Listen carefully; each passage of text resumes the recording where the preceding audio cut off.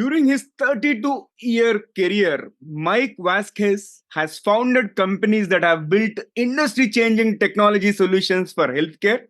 And after building the first electronic medical record EMR company with integrated artificial intelligence to go public on Nasdaq, Mike and his wife built and operated one of the largest drug treatment and opioid detox programs in the country.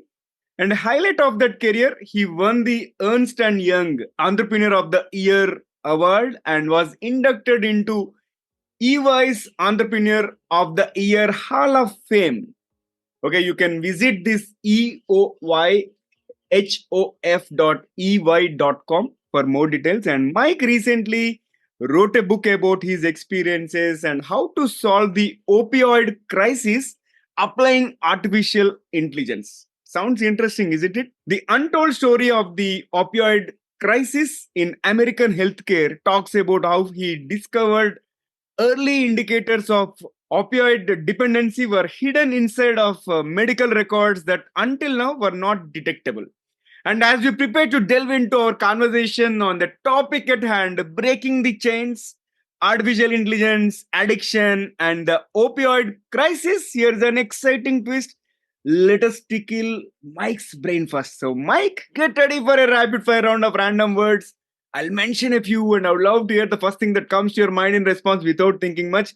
If you are ready, let's get started. I'm good. Okay, here comes the first word. Curiosity. Continual. Invention. Curiosity. Future. Bright. Book. The untold story of the opioid crisis in American healthcare. Movie. Top Gun. Aliens. Explainable. Universe. Explore. Leadership. Example. Role model. Leadership. The last one is success. How many people you've helped during your life. Wow. Superb. So crisp and so creative. Thank you so much for participating in the first rapid fire round. And there is one more rapid fire round toward the end. And stay tuned for that. And before I welcome you formally to the show, let me welcome the audience. So folks, you have tuned into the Guiding Voice TGV podcast series where we embark on transformative conversations for a better future. I'm your host, Naveen Samala, dedicated to making the world a better place through valuable discussions that add value not only to your life, but also to your career. Thank you so much for tuning in. And Mike, hearty welcome to TGV, the Guiding Voice. How are you doing today? I'm well. Thanks for having me today. Pleasure to have you. And it's an honor to have a person like you, Entrepreneur of the Year, and you have done a lot of inventions. And most importantly, I'm so curious to talk about your book as well. So first we'll begin with your success mantra. So please talk to us about top 3 things that have contributed to your success so far. You know, it's interesting that probably the number one thing has been, as I talk about in my book, my life experiences, the things that happened to me that I felt didn't need to happen during healthcare encounters. And I decided to respond so that other people didn't have to do that. From that, then, researching, which was critical in validating that what I thought would solve the problem really would solve the problem, and then executing on those ideas and goals to try to solve those problems. So I'd say those are the top 3 things that have really driven me in almost every company I've started. This is so profound. Decided to respond on the things others need not do. I think you are the one who is the first one, right? You are the one who is trying to solve the problems and being a problem solver. That's great to hear. And Mike, could you share insights into how this artificial intelligence, the AI, is revolutionizing the prevention of opioid addiction, and particularly within the workplace and also for families? You know, I really need to go back a little because a lot of people think solving the opioid addiction problem deals with a person who's addicted. Yeah. But we found, because we were on the front lines for so many years treating opioid patients, only 18% of Americans who are addicted to opioids ever get help. And the reason is opioids are different than other drugs. Opioids are used to feel normal, where other drug addictions are used for that euphoric effect that they give you a way to disconnect from the world. Mm-hmm. Opioids really are used so that the person can engage in the world normally. So the challenge is very few people seek out help. And 92% of all Americans typically are covered by healthcare. But the interesting statistic is 75% of all Americans who enter opioid treatment report they started with a prescription written by their doctor. So that was the hint to me that if I was really going to solve this, we needed to start at the beginning, not at the end. The end being you're already addicted to opioids. What if we could prevent it by finding out why are the doctors letting this happen? Why are they continuing to write prescriptions? And why are insurance companies paying for it? So that's what we did was we found that if we went to the medical record, spidered through the medical record looking for the addiction indicators that we had discovered after treating thousands of opioid addicted patients over 12 years, that those indicators would give us some insight into which doctors needed help and what help did they need. And that's where we started. I think those numbers are quite staggering. And is it maybe because of healthcare coverage, people are overlooking that? And what kind of findings you might have found through that particular study, right? Did you put those things in your book as well, or anything that you would like to highlight? Yeah, I think the thing that two things are definitions in the industry. One is the fact that withdrawal, which is a key term that differentiated us, is withdrawal is the patient screaming out for an opioid. The clinical term is withdrawal, but really what's happening is the body is telling you it wants an opioid by making you sick. I'm going to make you nauseated until you give me an opioid. I'm going to I'm not going to let you sleep until you give me an opioid. Hundreds of medical conditions like that. So that discovery of that indicator, those indicators, but what people don't know is 30% of all Americans, not in an opioid treatment program, but 30% of all Americans prescribed an opioid suffer the exact same withdrawal as the patient suffering withdrawal inside of an opioid detox center. Got it.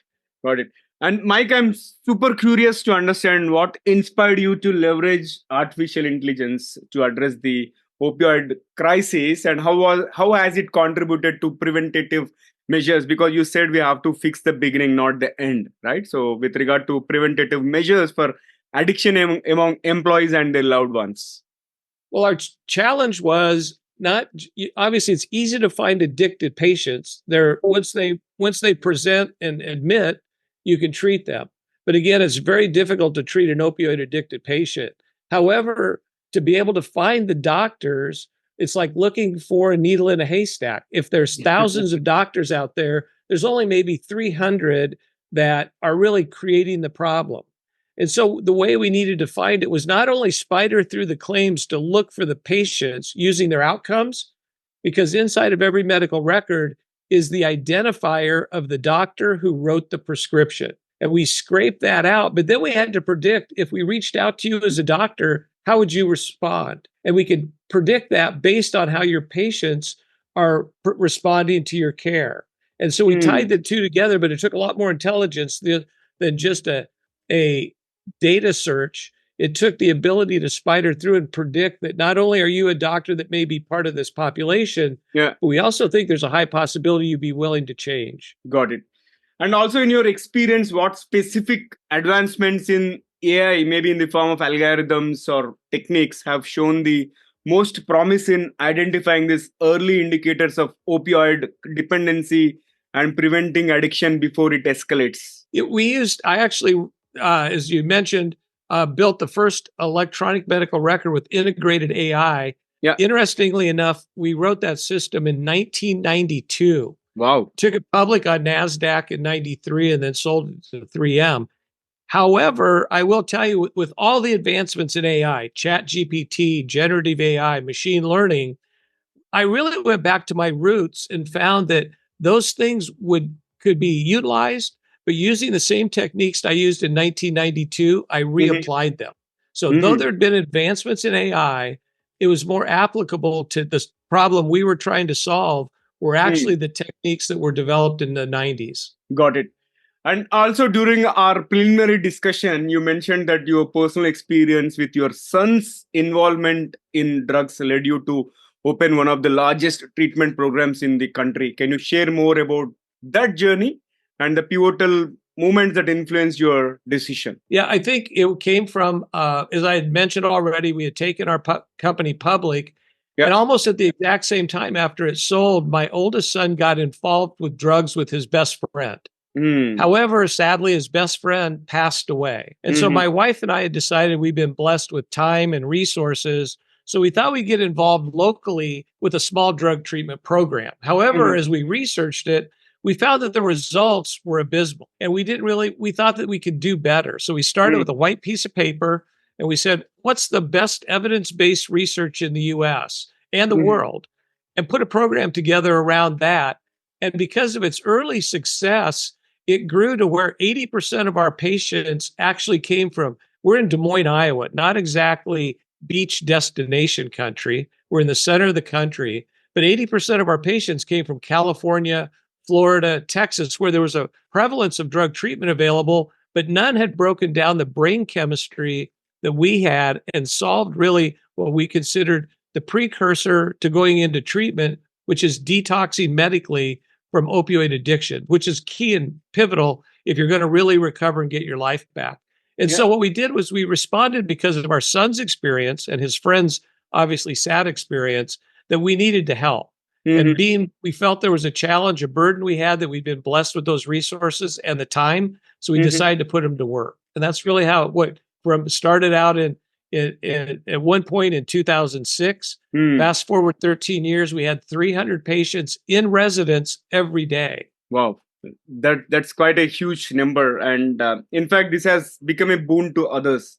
The problem in your life, in your son's life, right? So that has led to a lot of advantage to others, right? Because you guys have started your own treatment program. So now I'm curious to understand some of the key lessons that you have learned from operating a large scale drug treatment program, and how do you believe these lessons can inform broader efforts to address addiction on a national scale? Well, I think the things we learned obviously were being on the front lines every day and Mm-hmm. actually living inside of an opioid detox center as part of your work and your daily process.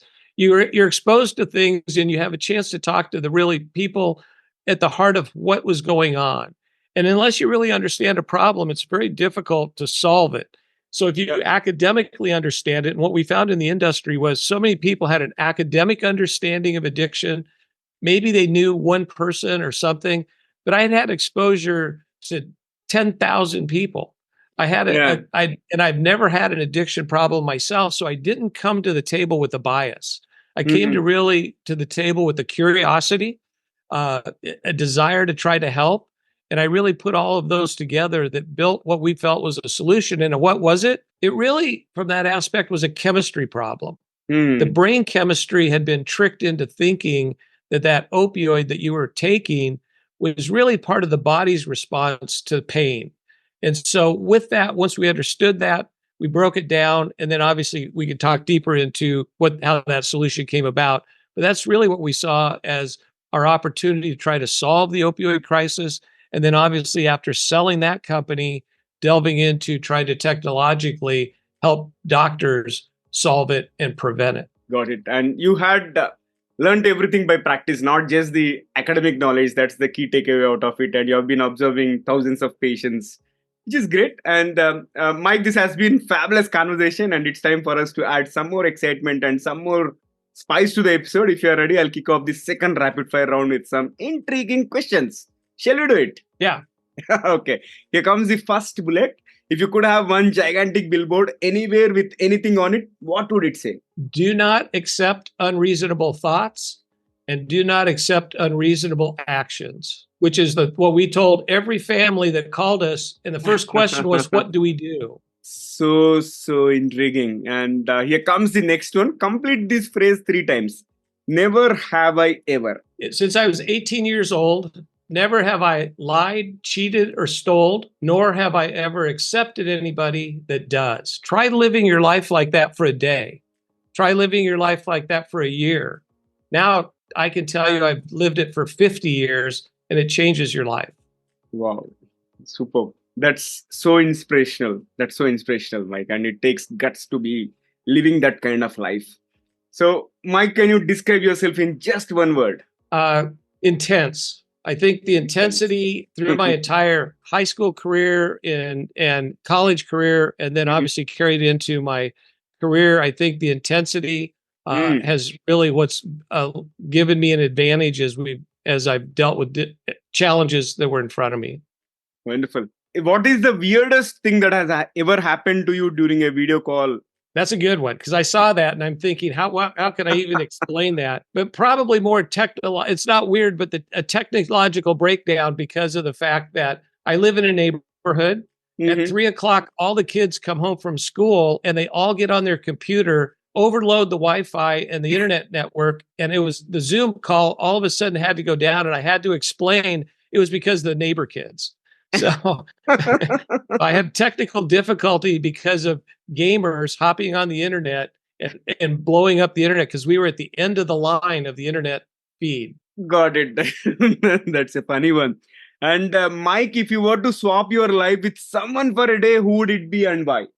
You know what? It's not political at Mm-hmm. all, so I don't mean this as a political statement, but I think it'd be Donald Trump because can you imagine what his day is like dealing with Mm. all of the issues he's dealing with, from criminal indictments to running a large real estate firm Yeah. to dealing with the political issues and trying to run a campaign? I think having to be a mouse on the wall or a fly on the wall for a Yeah. day would be interesting. And especially at his age, right? It is not that easy to manage. No. Good one. I liked it. And here comes the last bullet out of the rapid fire round. What is one electronic gadget or a fantasy gadget that you would like to see or invent yourself, having already invented EMR? What I'm curious. I think probably it's going to be a handheld. It's obviously going to be a device that allows you to identify that you, for some reason, the decision you're making is not the right decision for your health, wellness, or well-being. Wow.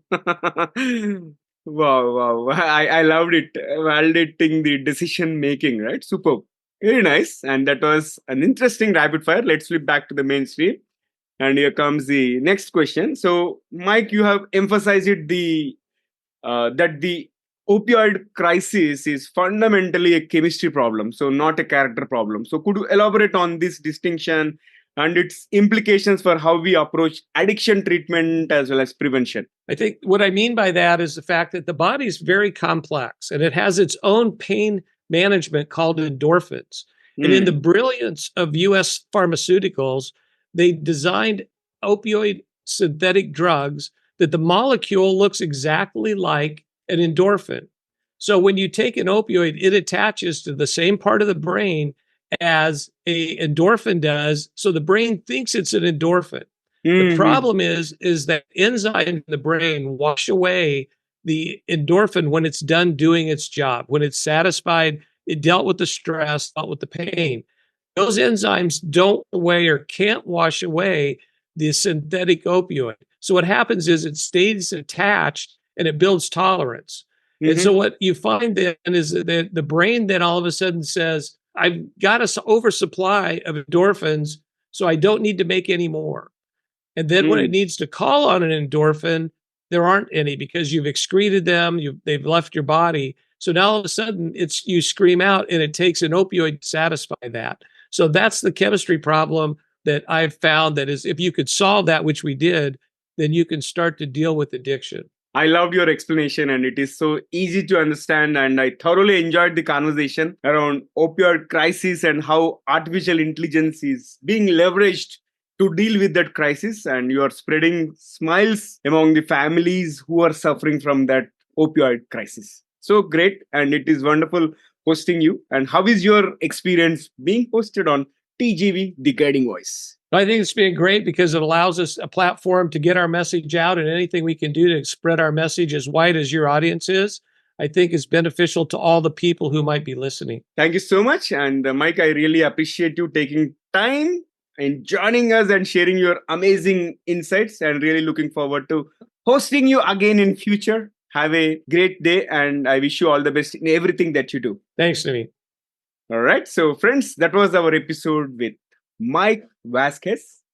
And before we jump into the fun trivia section, we have a quick request. In case if you haven't already subscribed to TGV, The Guiding Voice, please subscribe to our podcast from wherever you have tuned in, because subscribing keeps you updated on new episodes And also, if you have enjoyed the conversation and found it useful, please share with at least three of your friends or colleagues who would also like TGV, the guiding voice. So spread the knowledge and help others grow just like you. Now, let's hop into the trivia segment. So, having had amazing conversation around opioid crisis and how Mike is leveraging artificial intelligence to deal with that, I thought I would present you three lesser known facts about the opioid crisis.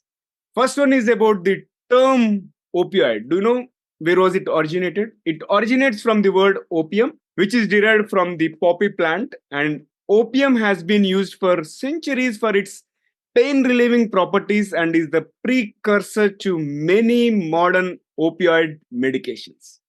Second is about rise of synthetic opioids. About a while ago, Mike mentioned about synthetic opioids, and here are the more details around that. While these natural opioids like morphine and codeine have been used for medical purposes for centuries, the opioid crisis in the United States was exacerbated by the proliferation of synthetic opioids such as fentanyl. And fentanyl is extremely potent and often manufactured illegally and contributes significantly to overdose deaths. And third is about the historical context. The opioid crisis is not a new phenomenon. Opioid addiction and overdose deaths have occurred throughout the history with notable spikes during certain periods. For example, there was a significant rise in opioid addiction in the United States following the Civil War when soldiers became addicted to morphine used to treat battlefield injuries. Likewise, if you have any interesting and less known facts related to opioid, please let me know. You can comment if you are watching this on YouTube or you found this episode on any social media platforms. You can comment there as well. I will look forward to your feedback. And that's it for today. Folks, thank you so much for tuning in and also for being part of our awesome TGV family. I would love to hear from you. So do not hesitate to share your ideas, feedback, topic recommendations, guest speaker suggestions, either through our social media or you can also email us at theguidingvoiceforyou@gmail.com, 4 as in digit 4 and you as in letter U. And let's create content that resonates with you. I'm your host, Naveen Samala, a lifelong learner, and my goal is to have impactful conversations that improve not only your life, but also your career. So until next time, take care, stay inspired, and remember the best is yet to come. Goodbye for now. See you in the next episode with another amazing guest.